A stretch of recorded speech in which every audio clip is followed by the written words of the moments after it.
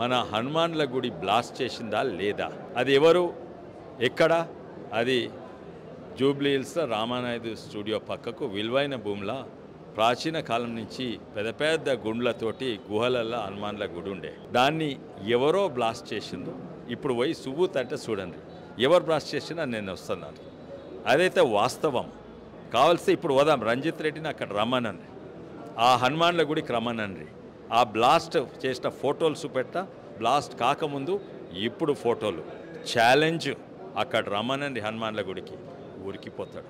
అది బ్లాస్ట్ చేసింది ఆయననే కాదా? అవును, ప్రెస్ ముంగట, జర్నలిస్ట్ ముంగట ఆయననే ఒప్పుకున్నాడు.